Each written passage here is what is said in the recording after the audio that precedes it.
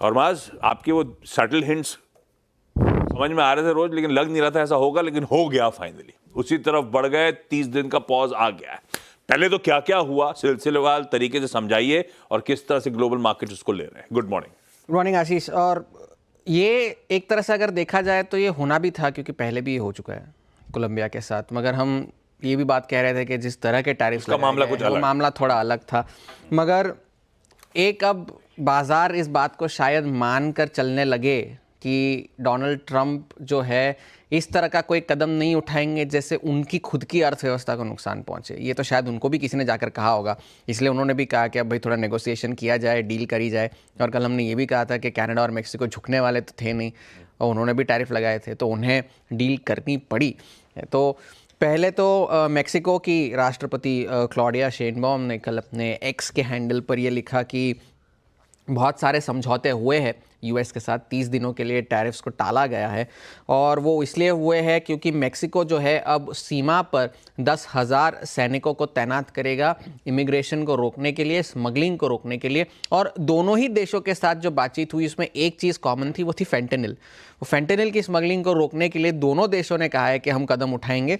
और इस वजह से भी, और यूएस ने भी कहा कि हम मेक्सिको में गैरकानूनी तरीके से जो हथियार सप्लाई होते हैं उसे भी रोकेंगे, और सुरक्षा और ट्रेड दोनों पर दोनों टीम्स काम करेंगे।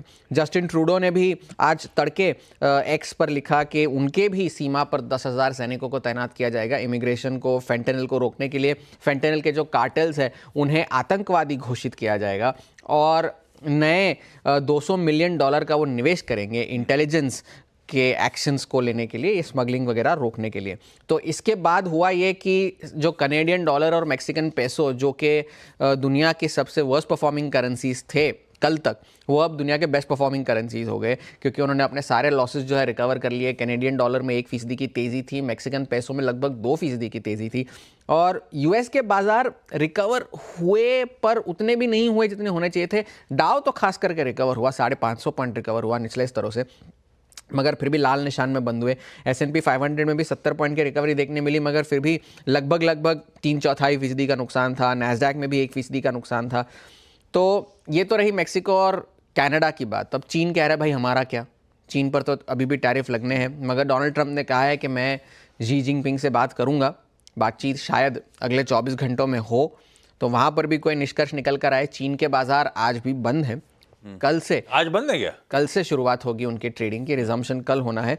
तो शायद ये टाइम भी इस तरह से किया गया था कि बाजार खुलते खुलते ये सारा मामला जो है निपट जाए, ताकि कोई बड़ा रिएक्शन वहां देखने ना मिले। फेड का क्या रिएक्शन था इस सारे मामले पर? अब ऑस्टिन गूल्सबी जो कि शिकागो फेड के अध्यक्ष है, उन्होंने कहा है कि भाई ये सारे जो अब डोनाल्ड ट्रंप कदम उठा रहे हैं उससे शायद फेड की जो ब्याज दरों में कटौती की जो पेस है वो शायद धीमी हो जाए।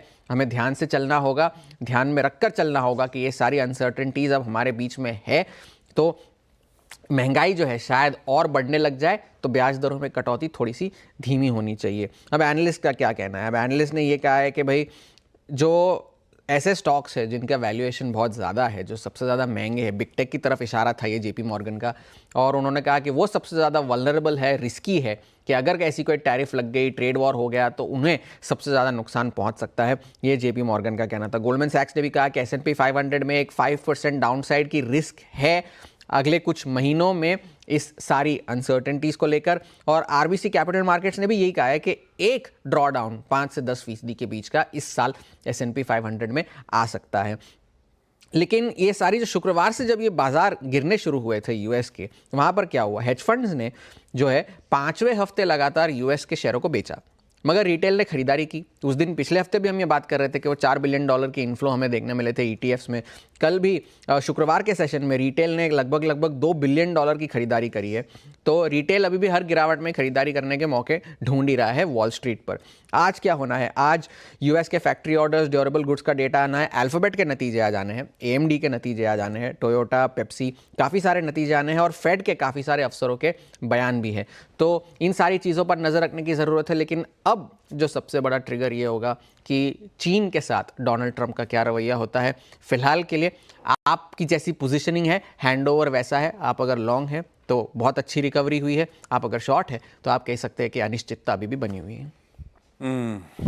अनसर्टिनिटी तो बनी हुई है, लेकिन थोड़ा सा कलर आज के बीच में ग्लोबल फ्रंट पे कुछ रिलीफ आता हुआ, इसीलिए वो अपडेट्स आ रहे हैं पूरे एशियन पीयर्स की अच्छी मजबूती और अपने गिफ्ट निफ्टी के गैप के साथ खुलने के।